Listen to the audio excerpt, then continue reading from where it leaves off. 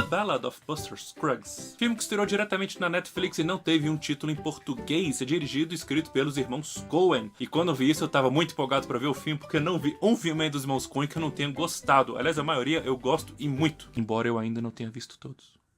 Não, eu gosto deles porque eles criam filmes com situações inusitadas ou perigosas, mas eles exploram muito bem a mente humana. Não, mente humana, eles exploram a humanidade, como a gente lida com certas coisas que acontecem com a gente. E eles gostam de botar alguns personagens excêntricos, alguma coisa diferente no filme. E tudo geralmente é bem filmado, é bem escrito, é difícil não embarcar num filme dos Coen. Então, The Ballad of Buster Scruggs é a terceira obra deles que se passa no Velho Oeste, mas ao contrário das outras duas, esse longa, na verdade, não é, digamos assim, um longa, é uma antologia, são 6 histórias. E a única coisa em comum entre as histórias é que elas se passam no Velho Oeste. São personagens diferentes, tem tons diferentes, então eu vou falar um pouquinho de cada um. Ah, sim, mas uma coisa que eu posso te dizer é que, como em todos os atores são fora de série, todo mundo é muito bom. Os diálogos são certeiros, são incríveis, e a fotografia, meu Deus, que filme lindo, que filme lindo. E não é só pela beleza não que eu tô falando da fotografia, tá? Mas tem momentos assim que a câmera dá uma abertura pra pegar aquela vastidão que era o centro velho oeste americano, né? Com muita pouca civilização. É lindo, é maravilhoso, dá pra botar trocentos quadros aqui em casa e eu ia ficar feliz com eles. Mas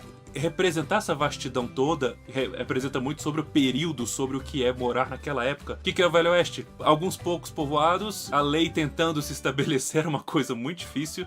Basicamente, se você não sabia se virar, você tava no sal. Então, era um período de muito perigo, sabe? Que era difícil tocar a vida tranquilamente. E com várias histórias que vêm até hoje, algumas coisas que um certo charme, alguma lenda, e isso a gente vê no primeiro conto, que chama The Ballad of Buster Scruggs. O título do filme é o título desse primeiro conto. Que é sobre o Buster Scruggs, que é o Tim Blake Nelson, fantástico nesse papel. Sabe aquelas lendas de pistoleiros do Velho Oeste, o gatilho mais rápido do Oeste? É um conto sobre isso, sabe? Sobre como essas lendas são criadas, as histórias que vão passando que podem até aumentar o que realmente acontece, porque o cara é quase super-herói ali, de tão perfeito que ele é, mas como que elas mesmas inspiram outros a quererem se melhorar e acabam as superando, tomando conta delas, e fica nesse ciclo. E esse conto começa delicioso, porque o tal do Buster Scruggs tá lá em cima do cavalo, tocando violão, cantando, de boa, tipo, não na cidade, tá num canyon assim, e ele começa a usar ele começa a usar o eco do canyon pra fazer back vocal da música dele, genial. E se já não bastasse a personalidade dele, porque ele não parece uma pessoa violenta, mas é capaz disso, a vestimenta dele que coloca ele a par de todo mundo ali pra mostrar que ele é uma figura diferente, ele é uma das lendas do Oeste,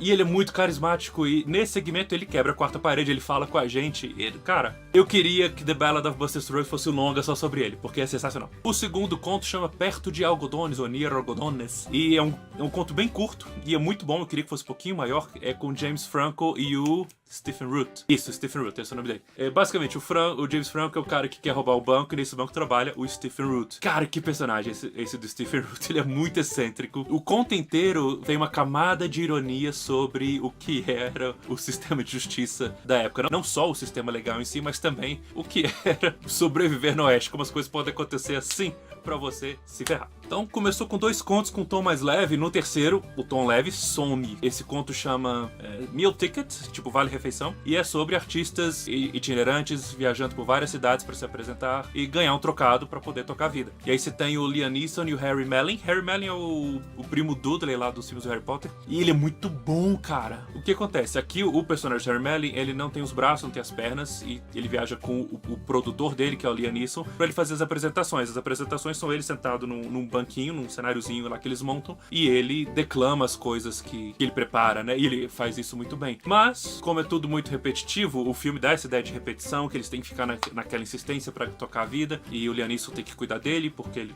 não consegue fazer muita coisa. Mas, ao mesmo tempo, as novidades vão chegando, as pessoas vão perdendo interesse neles, e o filme discute esse tipo de dificuldade dessa vida. Muda tanto aqui dos 2 primeiros contos, que nos 2 primeiros contos tinha uma fotografia mais quente, mais alaranjada, amarela, e aqui não, aqui é cinza, azulada, verde, é tudo muito mais sombrio, muito mais difícil. Aquele clima que não há muita esperança, sabe? E a conclusão final desse conto é de doer na alma. A única crítica que eu deixo pra esse aqui é que esse longa é um pouco longo demais, não precisava ser tão longo, dá pra cortar um pouquinho e funcionar melhor ainda. E aí veio o quarto conto, que aqui, se eu já elogiei a fotografia, aqui ela é um deslumbre. Chama Canyon de Ouro. E aqui a gente tem o Tom Waits, que, cara, é uma apresentação solo dele e o cara arrebenta. Ele entra e sai de cena cantando, ele é cantor de muito renome também. E aqui nesse conto, com o Tom Waits agindo sozinho, ele mostra um pouco do que era o sonho do garimpo na época. Num personagem com muita determinação, com muito foco no que ele quer, e sem deixar de perder o que eles estão falando ao longo de toda a obra, de que viver no Velho Oeste, a sua vida pode mudar assim,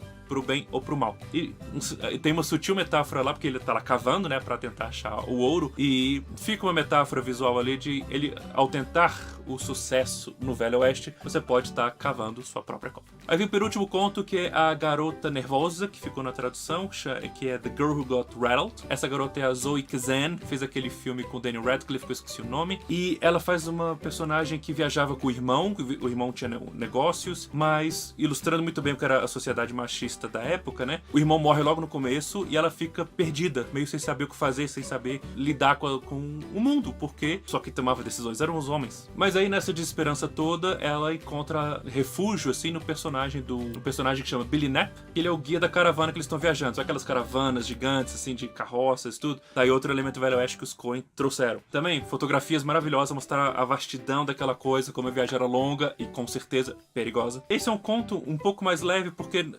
não tem a ironia dos primeiros, não tem a coisa mais pesada do outro, e não é sobre o garimpo, aqui é sobre as viagens, né? Mas esses dois protagonistas desse conto mostram como, mesmo ainda num cenário de vida muito difícil, você ainda tem genuíno carinho e compaixão pelas pessoas. E o último conto chama The Mortal Remains, Os Restos Mortais. Aqui nós temos 5 atores dentro de uma carruagem viajando para algum lugar, e basicamente tudo acontece ali, todo o conto, né, se passa ali dentro dessa carruagem com eles conversando. É onde mais tem diálogo em todos os 6. É o meu menos favorito, mas não é ruim, ainda é um bom conto. E tem uma metáfora visual muito legal do sol se pondo, então aquela coisa que era mais quente vai ficando mais fria e sombria, o que diz muito sobre o destino desses personagens. Então essa é The Ballad of Buster Scruggs, são os Coen ao longo de 6 contos falando sobre os diferentes aspectos da humanidade num ambiente tão hostil, periculoso, incerto, além de fazer homenagens às figuras da época, né? Os pistoleiros, o garimpo, os roubos a banco, as caravanas, a caçadores de recompensa, todos os elementos que a gente costuma ver em histórias de Velho Oeste estão lá. E eles usam muito bem a fotografia para mostrar que aquele isolamento todo só reforça a ideia de perigo constante que todo mundo tinha. O terceiro filme deles com temática de Velho Oeste, The Ballad of Buster Scruggs, é uma obra que ilustra muito bem uma época que assusta, que fascina e que gera ótimas obras, como as notas desta balada.